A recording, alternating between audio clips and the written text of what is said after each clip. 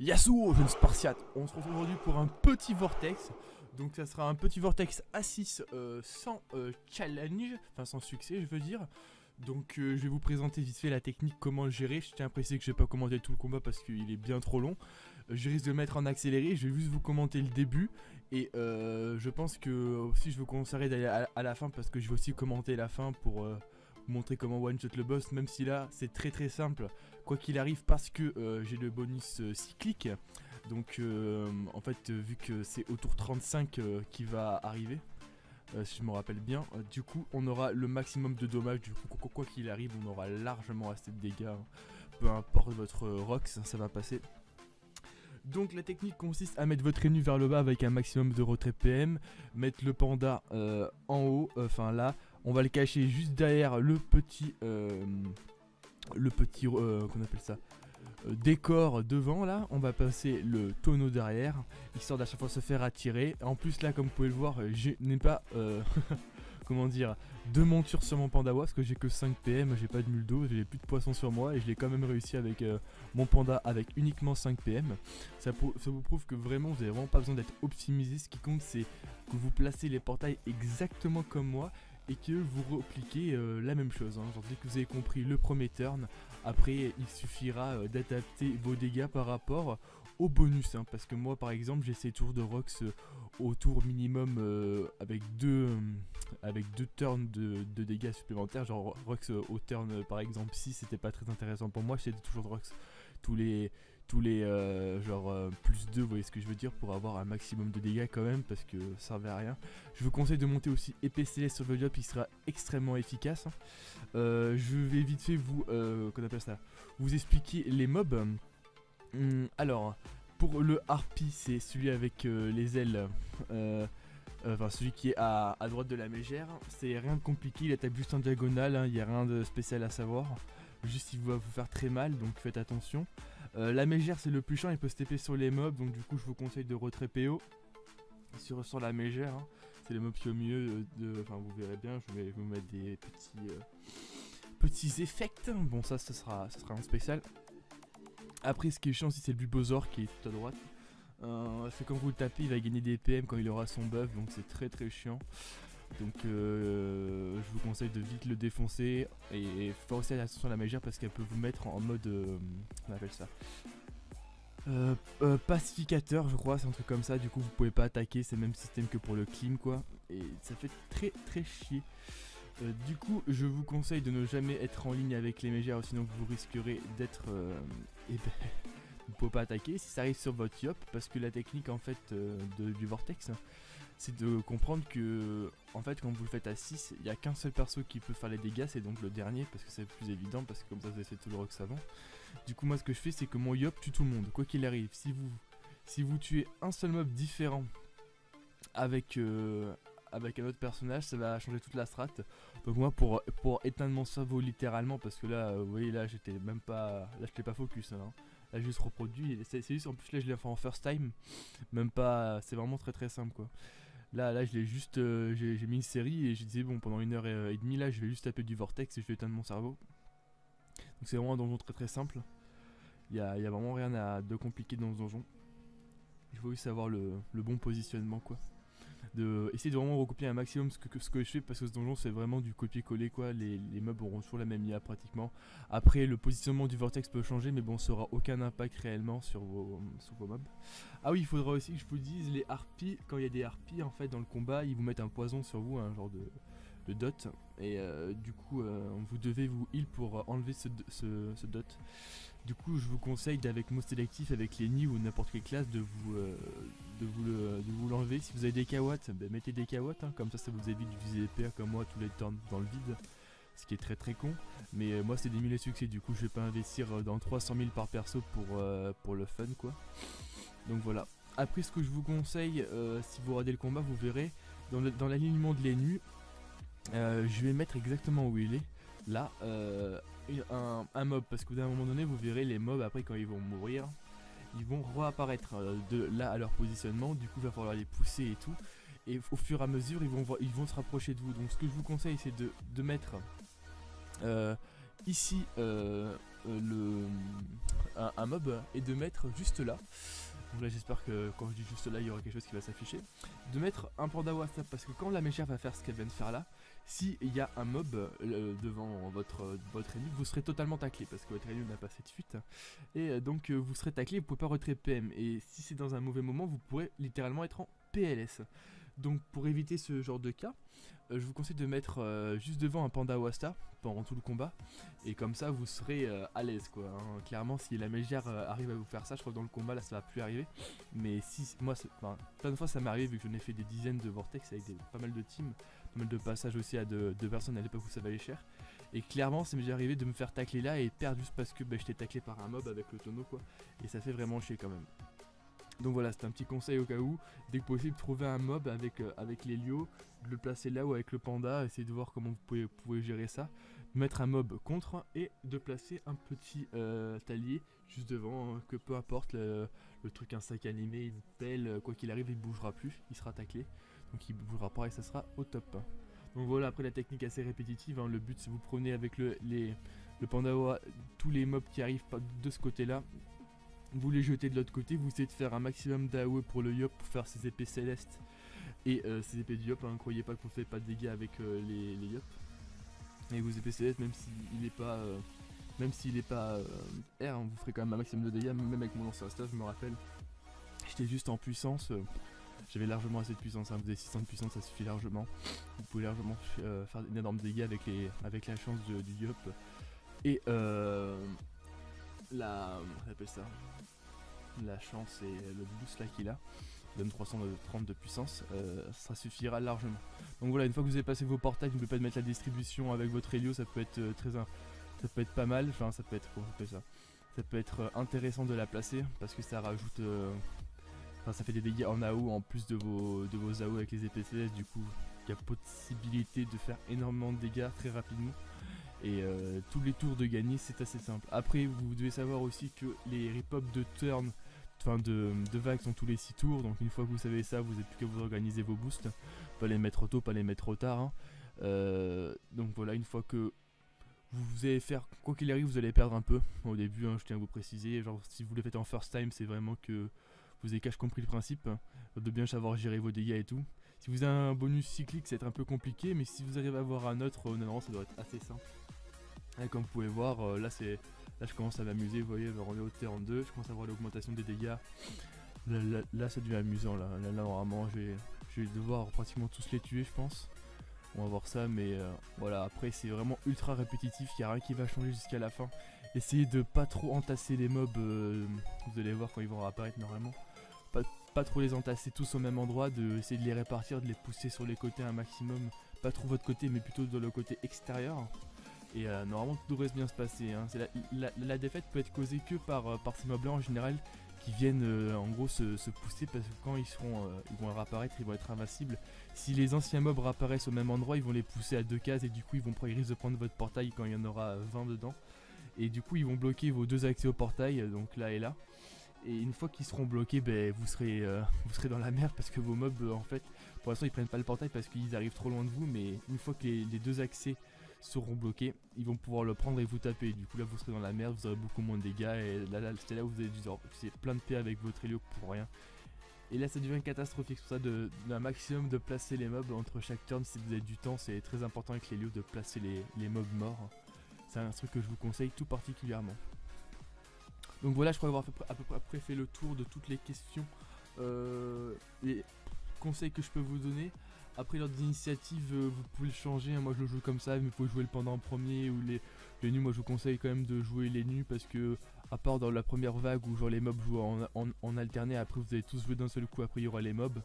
Donc quoi qu'il arrive ça changera pas trop l'ordre d'initiative à part pour la vague 1 quoi. Donc il n'y a pas trop d'intérêt de jouer mon ennemi en premier quoi, à part de pouvoir peut-être profiter d'un bonus de dégâts sur le pandawa. Après il n'y a pas trop de trucs à savoir quoi. Ah ouais, ce que je vous conseille si vous avez un EK, de toujours mettre un maximum de bombes du félin sur l'IOP parce que vu que c'est lui qui va faire des dégâts et que le général EK va pas trop faire de dégâts à part si j'ai vraiment la même composition que moi, mais si j'ai une autre composition, essayez de mettre un maximum de bonus quoi sur l'Helio et sur le Yop dès que possible. L'hélios sera très intéressant pour placer les mobs. Et pareil, les, et les K va pouvoir donner un maximum de PM et c'est très pratique au Yop d'avoir un maximum de PM pour pouvoir faire le plus, enfin pouvoir se replacer toujours au même endroit quoi. Donc ça c'est très très intéressant de pouvoir vraiment faire ce qu'on veut. Quand des fois qu'on a que 6 PM ça suffit pas. Et d'avant d'en avoir plus ça devient très très intéressant. Donc voilà, je pense si vous avez, vous avez des questions posez-moi en commentaire, hein. Je pourrai avoir le temps d'y répondre je pense. Sinon, je vous laisse, je vous mets le combat en accéléré. Et je vous reprends vers la fin, histoire de vite fait vous expliquer, mais je pense que... Enfin, je pense pas réellement que vous en aurez besoin, mais bon, je vais quand même vous expliquer ma méthode. Ça sera plus...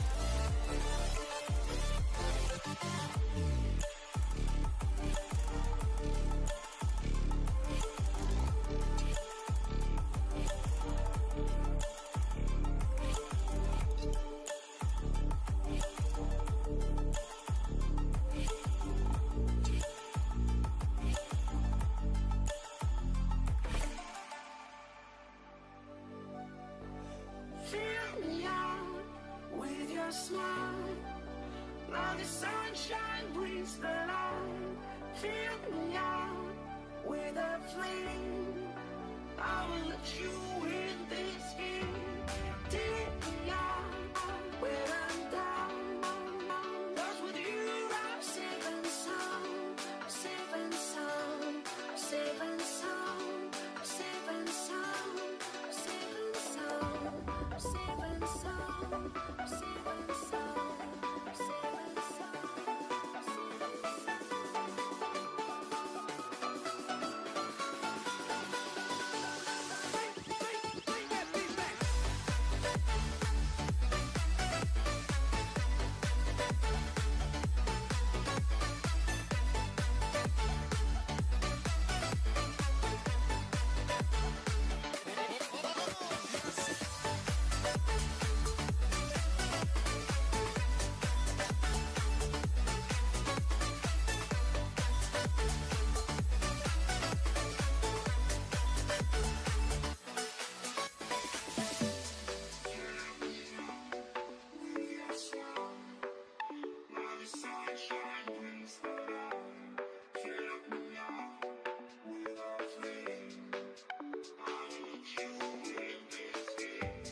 Take me out when I'm down. 'Cause with you I'm safe and sound. I'm safe and sound. I'm safe and sound. I'm safe and sound. I'm safe and sound. I'm safe and sound. I'm safe and sound. I'm safe and sound. I'm safe and sound. I'm safe and sound.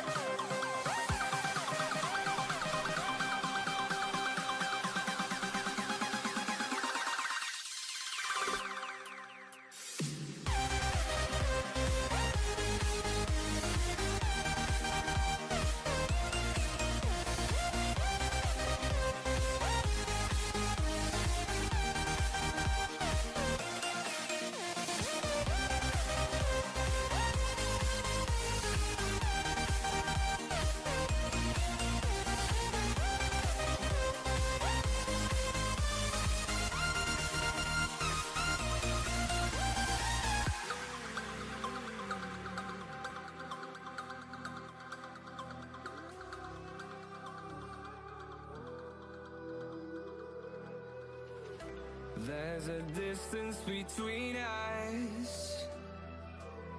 It's getting hard to reach out. Haven't seen you in seasons, but all I hear is your voice. I know my limits, you can break me down, but I'll stay till the finish line. And I've been counting. Nous voici donc au 31e turn de ce putain de donjon de merde. Excusez-moi pour le langage. Donc voilà, nous sommes arrivés à la fin du donjon sans trop de difficultés. Donc pour explication, si vous avez tué tous les mobs au turn 33, le vortex va mettre une petite descente du coude à tous les mobs invulnérables, ils vont tous dégager. Au turn 34, il n'y aura plus de mob, il n'y aura plus que lui, mais il sera toujours en état invulnérable. Donc au turn 32, si vous voulez placer une colère, au turn 35. Donc au turn 32, vous lancez la colère. Au turn 33, vous lancez l'épée du destin. Au turn 34, vous... Enfin la vague, enfin, si vous préférez quoi.